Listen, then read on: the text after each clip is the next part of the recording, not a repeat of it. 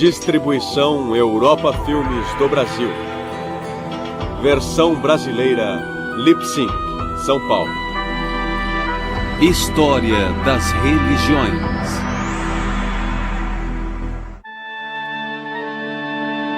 Judaísmo. Shalom, Tová Uvracha, Chen Vachest Vrachmim, Aleinu Val Kol Yisrael Amecha. Dai paz, bondade, bênçãos, benevolência, clemência e compaixão a nós e a todo o seu povo, a casa de Israel.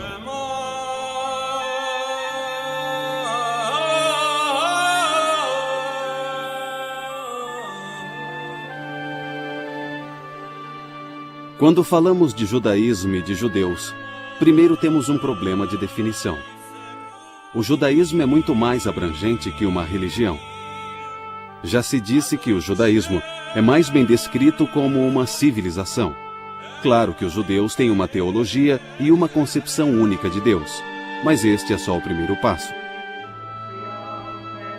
O judaísmo obriga seus seguidores a um modo de vida, incluindo um código de leis e práticas e um sistema ético. A vida judaica inclui um amplo conceito de santidade que envolve um povo santo, a terra santa de Israel, a cidade santa de Jerusalém e uma língua santa, o hebraico. O judaísmo não deve ser visto como doutrina paralela ao cristianismo ou ao budismo, por exemplo.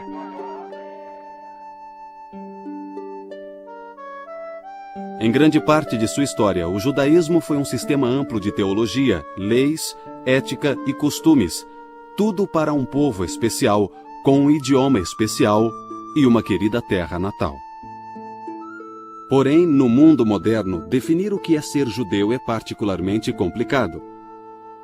O judaísmo tornou-se pluralista. Boa parte dele corresponde ao significado tradicional da palavra religião, mas uma parte não será identificada como religião aos olhos de muitos não-judeus. Ao embarcarmos nessa jornada, estejamos prontos para explorar áreas que aparentemente são componentes incomuns da religião, mas que são partes intrínsecas da tradição única do judaísmo.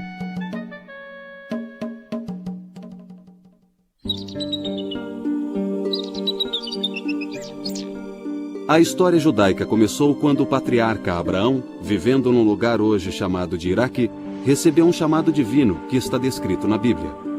O Senhor disse a Abraão: deixa tua terra, teus parentes e a casa do teu pai. E vai para a terra que te mostrarei, e farei de ti uma grande nação, e te abençoarei, e engrandecerei teu nome, e serás uma bendição. Abraão, pai do povo judeu, teve uma das maiores inspirações humanas. A história do povo judeu começou quando Abraão compreendeu que só havia um Deus e que esse Deus regia todos os povos, toda a história, todas as nações, e que Deus queria que as pessoas fossem éticas e boas, e foram os descendentes de Abraão que deram origem ao povo judeu. Esse monoteísmo foi a maior contribuição judaica à humanidade e o princípio fundador do judaísmo. A Bíblia narra que Abraão fez uma aliança, um tipo de pacto ou contrato com Deus. É uma promessa de que sua família se multiplicaria como a areia dos mares e que viveria nessa terra que é regida pelo seu Deus. Eles seriam uma nação poderosa, e sua casa seria a terra de Canaã, mais tarde conhecida como a terra de Israel. Alguns séculos depois dos patriarcas, os israelitas foram escravizados no Egito. Mas sob a liderança de Moisés e depois de uma série de experiências extraordinárias, os milagres descritos pela Bíblia, eles escaparam da feroz perseguição do faraó para o deserto do Sinai. No caminho, atravessaram o Mar Vermelho. A Bíblia diz que o mar se abriu milagrosamente para que eles passassem. No Monte Sinai, Moisés recebeu de Deus a revelação básica que conduziria o povo judeu através da história. Da montanha, ele trouxe todo um código de leis e de ética, em cujo cerne estavam os 10 mandamentos. Sou o Senhor vosso Deus, que vos tirou da terra do Egito e vos livrou da escravidão. Não tereis outros deuses diante de mim. Não tomareis o nome. Provavelmente ele recebeu mais do que 10 mandamentos, mas parte da lei pode ter se desenvolvido mais tarde. Moisés pode ter estabelecido os parâmetros básicos para a lei e os detalhes foram inseridos durante a história da comunidade. Mas o que realmente distinguia Israel dos povos vizinhos, dos edomitas, moabitas e outros povos, era o seu sistema legal e o seu sistema moral, e o sistema religioso, a crença em um único Deus. Isso os distinguia dos outros povos da região. Não cobiçarás. O código mosaico é conhecido como Torá. Torá significa instrução. Pode ser sinônimo de lei. Pode ser. Às vezes, num sentido bem específico, Torá se refere aos primeiros 5 livros da Bíblia hebraica. Depois de 40 anos vagando no deserto do Sinai, as 12 tribos dos filhos de Israel chegaram à Terra Prometida e a conquistaram. Levou tempo para se estabelecerem, mas tornaram-se um reino unido regido primeiro por Saul. O sucessor de Saul, Davi, fez de Jerusalém sua capital. Ele criou um Israel forte e unido que os judeus nunca esqueceram e que ansiaram por recriar. O sucessor de Davi, Salomão, construiu o Templo de Jerusalém em cerca de 960 a.C. Esse templo foi o foco do culto israelita, que, em termos acadêmicos, significa um sistema religioso de adoração ou ritual. O culto israelita tinha como centro um sistema sacrificial. Foi centralizado por Moisés num santuário portátil que seria carregado pelo deserto do Sinai. Esse santuário receberia um foco permanente no templo construído pelo rei Salomão em Jerusalém. A terra prometida de Israel era vista como Terra Santa. Com o rei Davi, Jerusalém virou capital e tornou-se a cidade santa. O rei Salomão construiu o templo. Uma santidade especial passou a ser atribuída a este local, vista como a morada de Deus na terra. Quando o templo foi dedicado, Salomão orou. Escuta a súplica de teu servo e de teu povo de Israel, quando orarem neste lugar. Escuta do céu onde resides. Escuta e perdoa. O povo do reino unificado era conhecido como Filhos de Israel, ou Israelitas. Esse nome se baseia no nome Israel, que Deus deu a Jacó, o terceiro patriarca e ancestral do povo. Nós também sabemos que depois de formarem uma comunidade única das 12 tribos, isso durou muito pouco tempo, o período de Saul, Davi e Salomão. Após Salomão, essa comunidade se dividiu em 2 grupos. Um grupo do norte com cerca de 7 ou 10 tribos e um grupo do sul com as tribos restantes. O grupo do norte, chamado Israel, durou mais ou menos 200 anos. Foi conquistado pelos assírios e desapareceu da história. Não sabemos o que aconteceu com eles. A palavra judeu passou a se aplicar a todo o povo e mais tarde a palavra judaísmo foi cunhada para se referir à sua religião. Outro nome inicial para o povo era hebreus.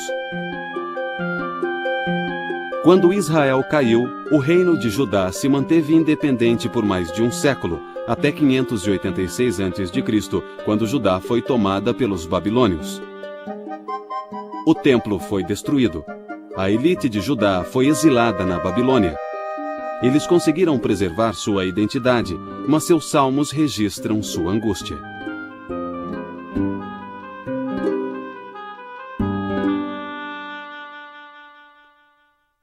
Nos canais da Babilônia, sentamos e choramos com saudade de Sião. Nos salgueiros que ali estavam, penduramos nossas harpas. Lá, os que nos exilaram pediam canções. Nossos raptores queriam alegria. Cantai-nos um canto de Sião.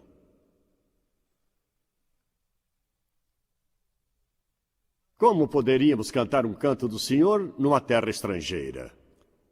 Se eu me esquecer de ti, Jerusalém, que me seque a mão direita, que me cole a língua ao paladar. Caso eu não me lembre de ti, caso eu não eleve Jerusalém ao topo da minha alegria. A fidelidade judaica foi recompensada após décadas de cativeiro, quando Ciro, o rei persa que conquistara a Babilônia, permitiu-lhes voltar a Jerusalém. Os que retornaram reconstruíram o templo. Quando os sobreviventes do exílio na Babilônia voltaram e reconstruíram, no final do século VI a.C., eles fizeram o que chamamos de Segundo Templo. Esse templo sobreviveu ao longo do período romano. Os repatriados canonizaram a versão oficial do Pentateuco, os primeiros 5 livros sagrados que constituíram a Bíblia hebraica. Da época do primeiro templo até o exílio na Babilônia e entrando nos primeiros anos do segundo templo, Israel foi brindada com uma série de profetas. As falas de 15 desses profetas foram reunidas com escritos históricos e originaram uma segunda coleção de escritura judaica que foi acrescentada ao Pentateuco. Depois veio uma terceira seção, conhecida como Hagiógrafos. Era uma coleção de escritos literários e históricos adicionais. As 3 partes juntas formam a Bíblia dos Judeus, que provou ser um dos documentos mais influentes da civilização mundial. O segundo templo foi reconstruído por volta de 520 a.C. Ele continuaria em pé por mais 6 séculos. Em boa parte desse tempo, os judeus não tiveram soberania absoluta. Eles viveram em 516 a.C. até a destruição do segundo templo em 70 d.C. Naquela terra, embora nunca ou raramente com total liberdade, pois um império após outro conquistou a região. Era quase uma encruzilhada de civilizações. Eles foram governados por vários séculos pelos persas, depois pelos gregos e sírios, mas nos séculos I e II a.C., houve um período áureo de independência sob os governantes asmamitas, também conhecidos como macabeus. Os macabeus entraram em cena por volta de 165, depois que a região da Palestina tinha sido ocupada pelos sírios, controlada por eles, e eles tentaram introduzir ideias helênicas na Judéia, que ficava na fronteira entre eles e seu rival, o Egito, e eles queriam assegurar que a Judéia estivesse bem introduzida em seu reino e bem incorporada ao seu sistema de segurança. Assim, introduziram várias mudanças, colocaram suas famílias no poder, infiltraram suas próprias ideias religiosas e assim por diante, a fim de assimilar a província ao resto de seu império. Esse foi o primeiro golpe que levou à revolta dos macabeus. Este seria o último período de total liberdade para os judeus por mais de 2000 anos. Terminou com a conquista da Judéia pelos romanos em 63 a.C. O último século do período do Segundo Templo foi marcado por grande intranquilidade entre os judeus, ligada à esperada chegada de um Messias que restauraria a glória do povo judeu.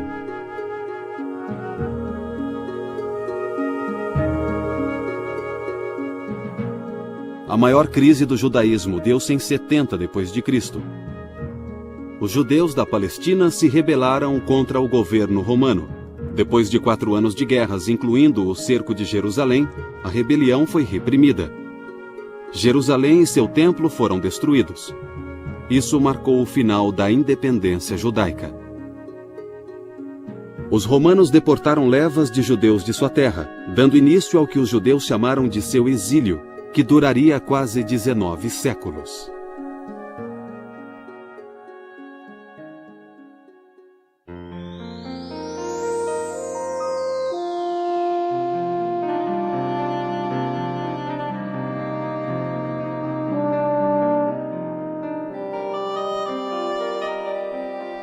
A reação romana à rebelião, que acabou levando à destruição do templo, foi devastadora para a população na terra de Israel, e ela deixou de ser o centro da vida judaica. Os centros se moveram de lá e a Judéia estava devastada, desabitada, o templo estava destruído, outras áreas tiveram que apanhar os cacos depois disso. Por exemplo, os judeus que ficaram na Babilônia depois do exílio fundaram uma comunidade judaica babilônica que durou 20 séculos. Os judeus conseguiram manter um sentido de comunidade.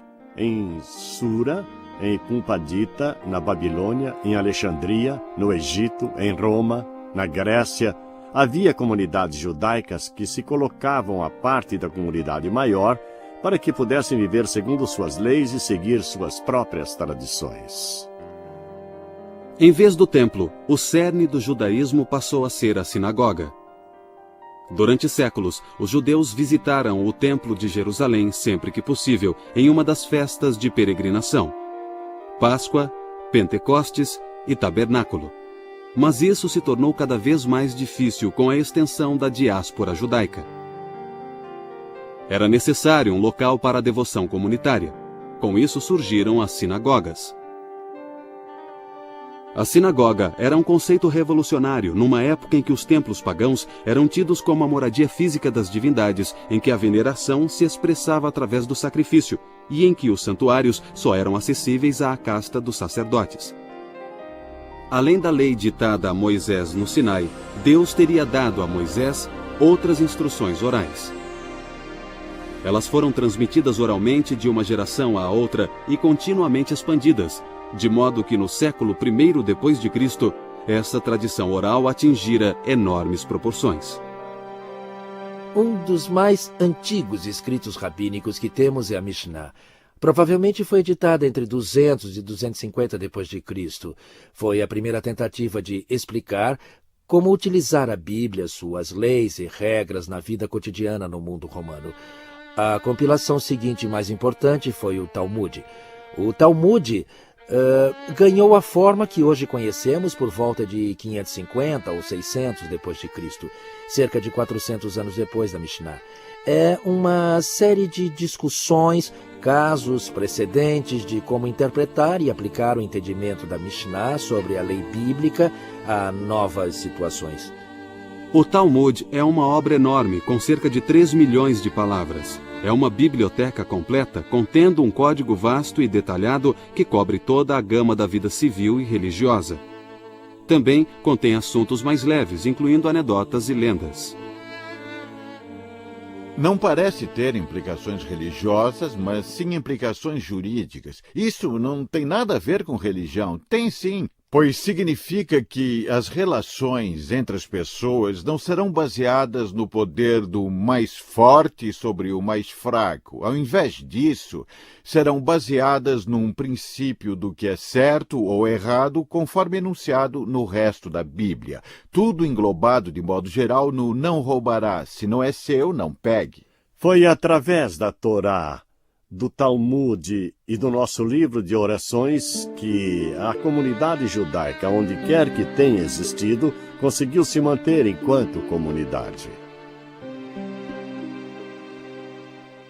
Nos primeiros séculos depois de Cristo, a dispersão judaica alcançara a Arábia ao sul, a Armênia e a Pérsia ao leste e o Oceano Atlântico a oeste. Os judeus também seguiram no rastro dos exércitos romanos até o norte da Europa, onde formaram novas comunidades. Mas o triunfo do cristianismo foi uma tragédia para os judeus. A ascensão do cristianismo no século IV mudou a situação social e política dos judeus no que restou do Império Romano. Com a queda do Império Romano, a Igreja tornou-se a instituição que sobreviveu e se tornou o governo de facto que substituiu o Império Romano. Os imperadores bizantinos introduziram leis antijudaicas, que foram a base durante séculos de terríveis perseguições. Essas leis visavam isolar e humilhar os judeus e tornar ilegal sua ligação próxima com a sociedade cristã. Com o passar dos séculos, a Igreja criou leis cada vez mais duras contra os judeus. Eles eram marcados como párias e sofreram constantes discriminações. Os judeus eram obrigados a usar trajes ou insígnias especiais. Estavam sujeitos a ataques, expulsões e massacres.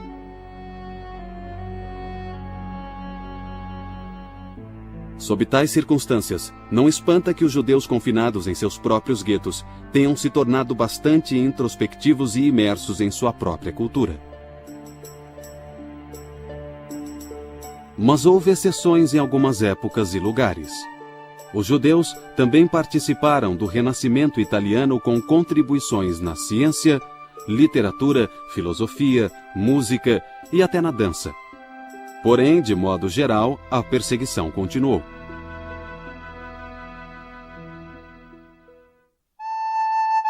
O judaísmo sempre teve um elemento básico de otimismo. Os judeus não acreditaram no pecado original, e depois do exílio tiveram certeza de que Deus traria o seu povo de volta à sua terra a salvo de seus perseguidores. O profeta Jeremias previra esse resultado.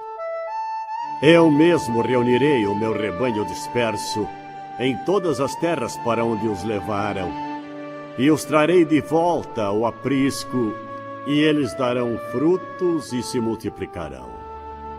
Por todo esse tempo, o grande ideal da sociedade judaica foi o estudo e o homem culto. O erudito e rabino era o modelo. Os judeus introduziram uma educação universal nos dias do templo e sempre fizeram seus filhos estudarem, geralmente nas escolas talmúdicas, que floresceram em muitas comunidades. Os adultos também se debruçavam diariamente sobre o Talmud. Algumas vezes, esse estudo intensivo provocou uma reação negativa. Por exemplo, no século XVIII, um movimento pietista, o Hassidismo, rejeitou o fator intelectual da vida religiosa em favor de uma abordagem mais emocional. Os Hassidim, liderados por seu fundador, o Baal Shem Tov, o mestre do bom nome, no período medieval, quis trazer de volta ao judaísmo a celebração da vida e a alegria que sempre caracterizou a vida judaica com seus cantos e suas danças com a Torá e o sentimento de realização nessa relação com Deus. Depois das revoluções americana e francesa, os judeus deixaram de ser vistos como inferiores, sem ter direitos. Eles se tornaram cidadãos iguais. Muitos judeus passaram a questionar ensinamentos e práticas tradicionais. Surgiram novas formas de judaísmo. Uma das soluções mais influentes foi o judaísmo reformista.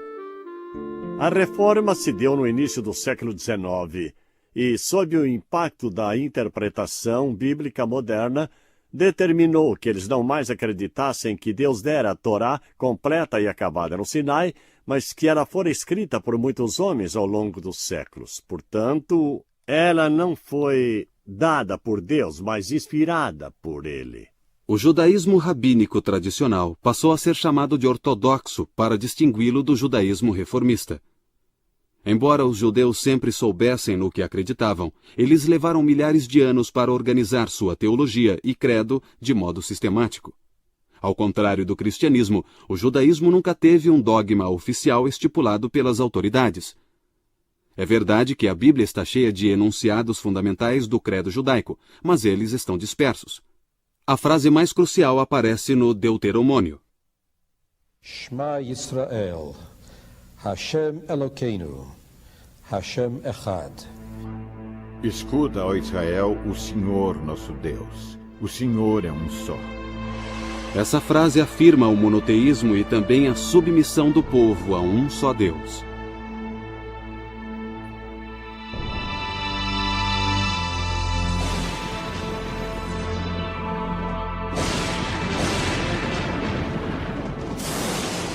O conceito bíblico da criação tem muitas implicações importantes. O universo é visto como homogêneo, planejado e formado por uma única mente. O universo não existe por acaso, mas tem um propósito. Não houve um fator de acaso na criação da estrutura do cosmos.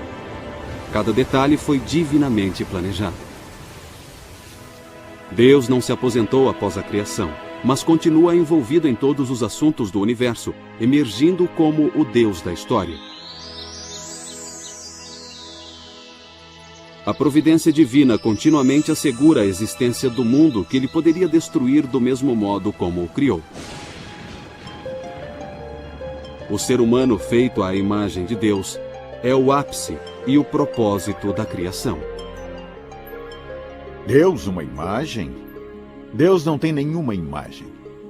Mas o homem tem características do próprio Deus que o diferenciam de todas as outras criaturas. Deus tem inteligência no seu nível, a seu modo. O homem tem uma mente. Mesmo que outros seres tenham algum tipo de inteligência, nenhum seria capaz de desvendar a teoria da relatividade. O homem é a inteligência. Talvez ainda mais importante que isso, e eu digo talvez, O homem pode fazer uma escolha moral. Eu decido se vou roubar ou não vou, se vou humilhar ou não vou humilhar outra pessoa. É pecado humilhar alguém. Eu decido isso. É a minha escolha moral. Nenhum instinto me obriga a agir de modo certo ou errado. Não há poder no céu ou na terra que force o homem a pecar ou a praticar o bem. É uma decisão do homem. Ninguém obriga Deus, ninguém obriga o homem. Por isso somos feitos à imagem dele. Esta é a essência do judaísmo.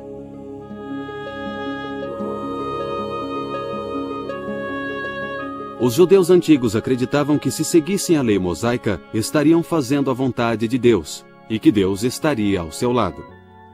Na tradição judaica, os homens iam à sinagoga 3 vezes ao dia para orar e para manter um sentido de comunidade. Os rabinos exigiam um limite, um número mínimo de 10 homens reunidos para a prece, a fim de terem uma experiência completa. Isto era muito importante, que eles dependessem uns dos outros para manter essa relação de veneração com Deus. O nosso livro de orações foi composto há cerca de 25 séculos. Eles examinaram a Bíblia e encontraram expressões que são adequadas à oração. Em um lugar diz, cura-me, Senhor, e eu serei curado. Bom, aí está, é uma prece maravilhosa. Eles fizeram uma única modificação. Não cura-me, mas cura-nos. Não eu serei curado, mas nós seremos curados. Essa ideia cria a dependência. Uma comunidade fica para sempre, ela continua indefinidamente. Os indivíduos são substituídos, mas a comunidade segue existindo. A comunidade tem responsabilidade para com todos dentro dela. A sinagoga tradicional era o centro da atividade comunitária. Ali, o judeu vivia boa parte da vida, sonhava e comungava com Deus e com seu vizinho. A sinagoga é o foco da comunidade para os judeus. A sinagoga é essencialmente, na nossa tradição, uma casa de veneração, uma casa de estudos e uma casa de companheirismo. São esses 3 aspectos da vida da sinagoga que unem a comunidade e a mantêm unida. Anochi Adonai Elohecha, asher hotzeisicha me'eretz Mitzrayim mibeit avadim.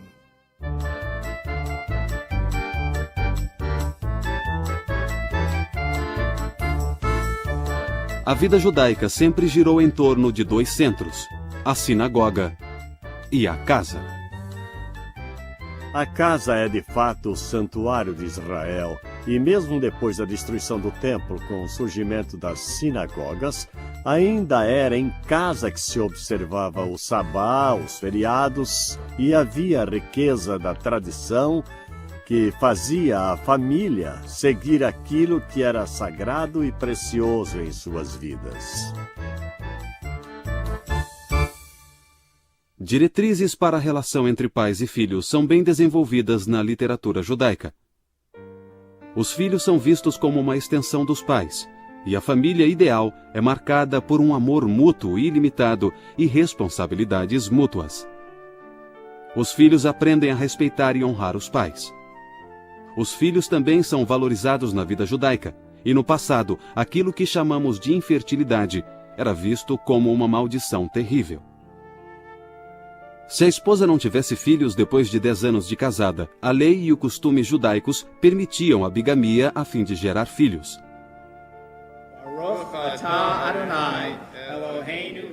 A vida judaica adquire um significado e um ritmo especiais com sua enorme variedade de festas, festividades e eventos em família. Esses eventos pontuam o ano judaico e lhe dão tempero e um caráter único. Esta é uma das maravilhas do judaísmo para mim.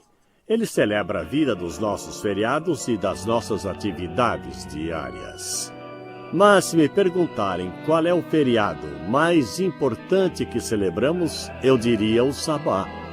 No Sabá, uma vez por semana, o judeu se dedica à sua família, à sua comunidade e a seu Deus.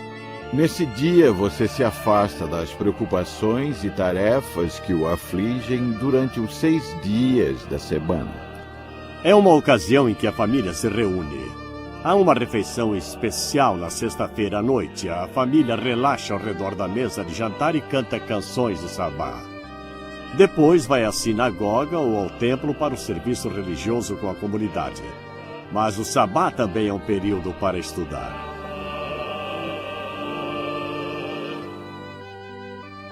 As 3 festividades, a Páscoa, a Festa das Semanas e a Festa das Tendas ou Tabernáculo, continuam a ocorrer na sinagoga e em casa. Estas seguem sendo ocasiões alegres. A primeira dessas 3 festas é a festividade pascal da primavera. Em tempos antigos, a Páscoa marcava o início da colheita da cevada. Também era o aniversário do êxodo do Egito. Antigamente, os peregrinos de Jerusalém na Páscoa sacrificavam e comiam o cordeiro pascal em agradecimento por esses eventos. A última ceia de Jesus é geralmente vista como uma refeição de Páscoa. A festividade da Páscoa dura 1 semana, e em memória das dificuldades dos ancestrais, os judeus só podem comer pão não fermentado na forma de bolachas. A Festa das Semanas ocorre 50 dias depois da Páscoa. Na época do templo, essa festividade agrícola celebrava os primeiros frutos do início do verão, e o peregrino trazia uma oferenda da colheita do trigo ao templo. Essa festa cai na data tradicionalmente associada à entrega da Torá a Moisés, no Monte Sinai. Por isso, também é conhecida como a Festa da Entrega da Lei. A terceira principal festividade de peregrinação ocorre no outono, depois da colheita. É chamada de Festa das Tendas ou Festa do Tabernáculo. Era a mais alegre das 3 festividades. Seu simbolismo histórico é a comemoração dos 40 anos de andanças dos filhos de Israel pelo deserto. Naquele tempo, os israelitas viviam em tendas ou tabernáculos. Os judeus, durante a festividade, vivem em tendas, nos jardins, terraços ou telhados das casas.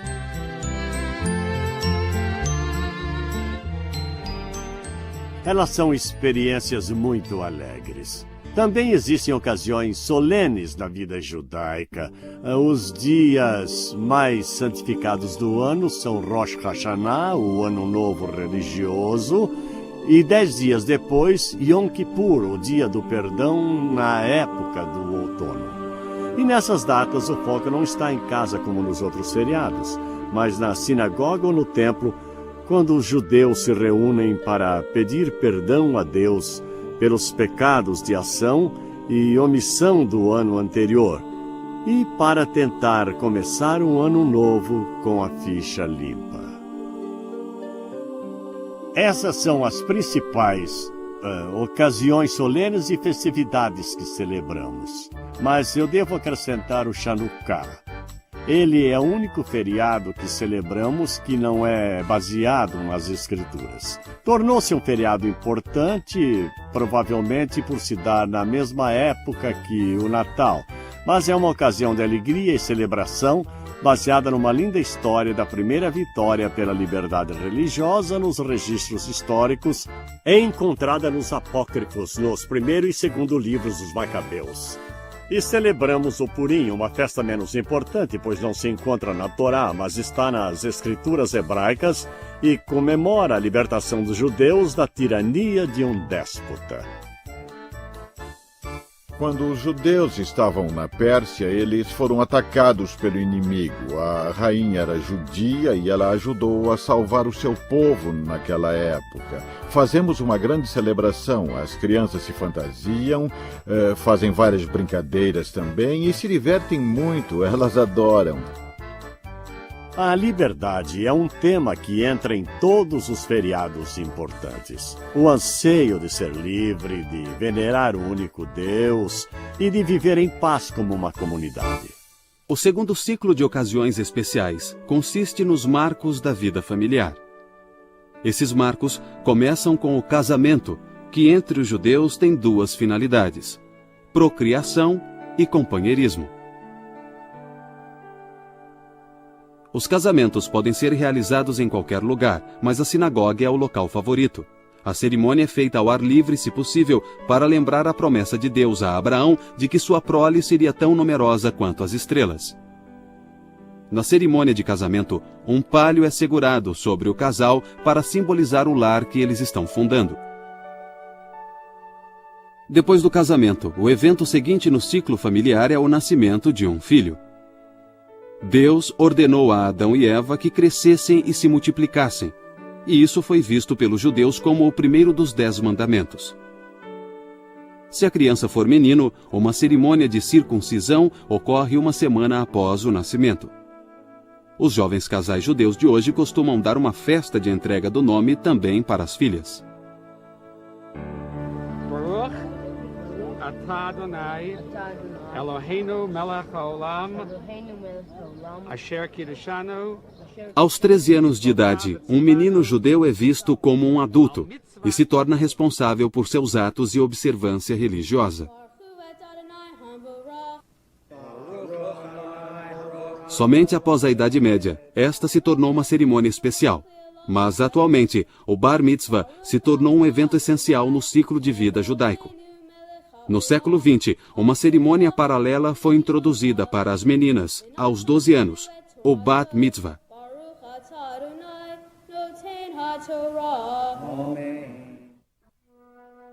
As leis judaicas para o velório são detalhadas. O enterro deve ocorrer o mais rápido possível, uma prática que reflete a origem do judaísmo num clima quente.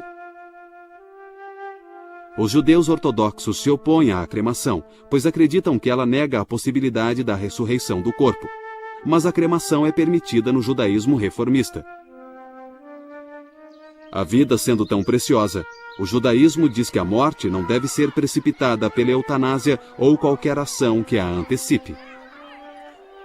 Em geral, o princípio ético básico é que quando a vida estiver em jogo, qualquer outra lei cai por terra. A vida humana vale mais que tudo. Somente 3 proibições são maiores que a preservação da vida. Não se podem fazer estas coisas mesmo que alguém morra.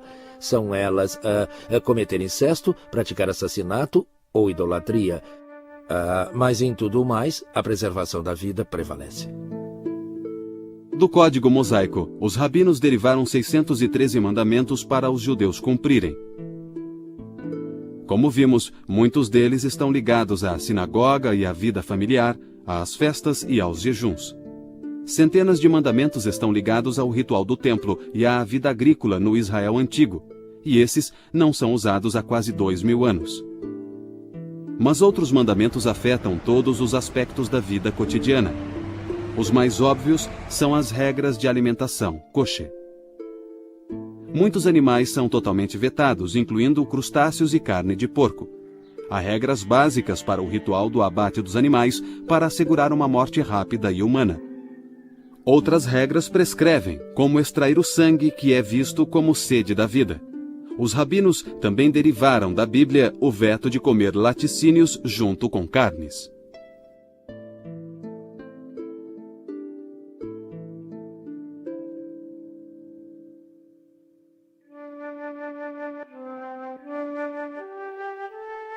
O vínculo com a Terra Santa é um fator vital do judaísmo.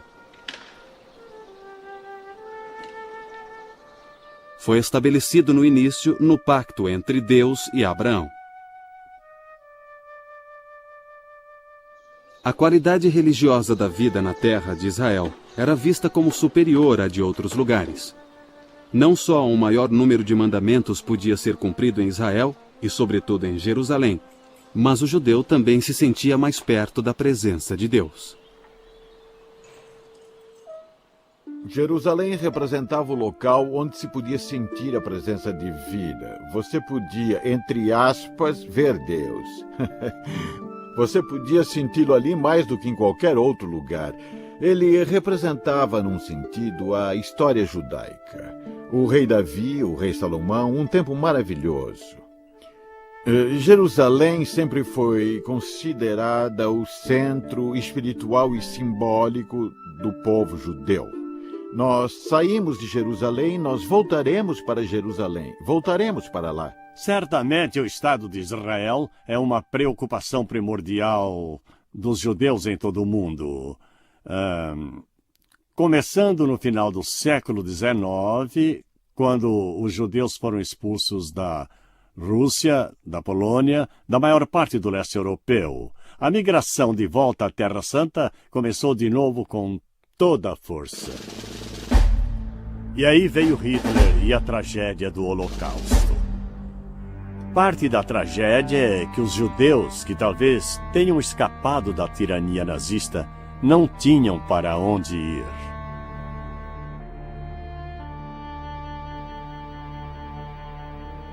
Bom, na minha opinião, à medida que o Ocidente moderno tomava forma com o Renascimento que veio depois, o problema da comunidade judaica do que fazer com judeus começou a penetrar na civilização e cultura ocidentais, e isso continuou a ser um problema até o século XX. Os Estados Unidos hoje, por exemplo, em algumas regiões os judeus eram interditados até poucos anos. Pela mesma razão que os alemães nazistas mataram 6 milhões de judeus, pela única razão de serem judeus. Éramos odiados na Rússia só por sermos uma minoria e por sermos judeus.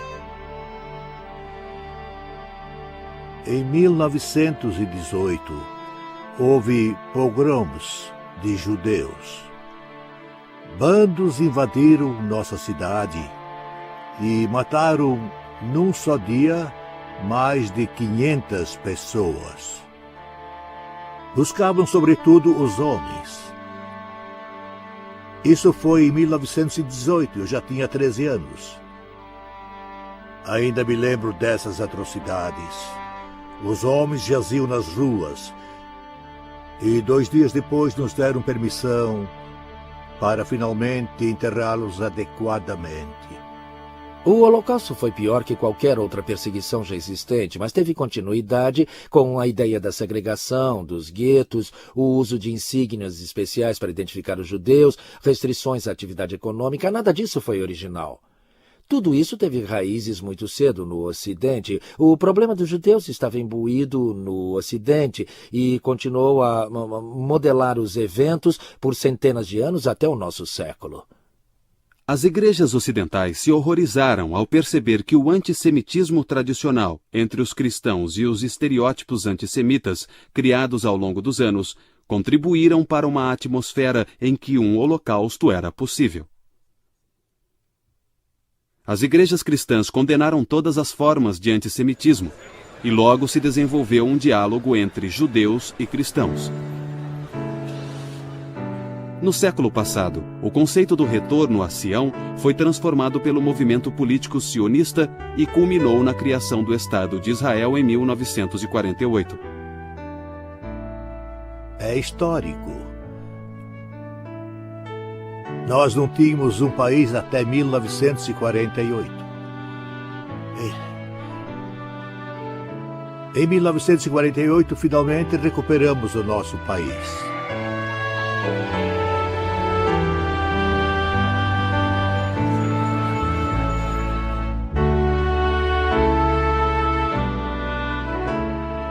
Qual é a posição do judaísmo atualmente? Bem, é intensamente pluralista. Hoje, há cerca de 12 milhões de judeus no mundo, cerca de 6 milhões nos Estados Unidos e 4 milhões em Israel. Estas duas comunidades são os polos gêmeos em volta dos quais giram a vida e a cultura religiosa judaica. No começo do século XX, um escritor franco-judeu, Edmond Flenck, tinha vínculos tênues com o judaísmo. Então, sob o impacto do antissemitismo francês, ele se tornou um judeu comprometido. Ele escreveu um credo que expressa lindamente a visão judaica moderna. Sou um judeu, pois tendo nascido do povo judeu e o recuperado, meu desejo é que vivam depois de mim, mais vivos do que em mim. Sou um judeu, pois a fé judaica não exige de mim nenhuma resignação mental. Sou um judeu, pois a fé judaica exige de mim toda a devoção do meu coração. Sou um judeu, pois em todo lugar onde o sofrimento chora, o judeu chora. Sou um judeu, pois toda vez onde o desespero impera, o judeu tem esperança. Sou um judeu, pois a palavra do judaísmo é a mais antiga e mais nova. Sou um judeu, pois a promessa do judaísmo é uma promessa universal. Sou um judeu, pois para os judeus o mundo ainda não está terminado. Os homens o estão terminando. Sou um judeu, pois para os judeus o homem não é criado, os homens o estão criando. Sou um judeu, pois acima das nações e de Israel, o judeu coloca o homem em sua unidade. Sou um judeu, pois acima do homem, imagem da unidade divina, o judaísmo coloca a unidade divina e sua divindade.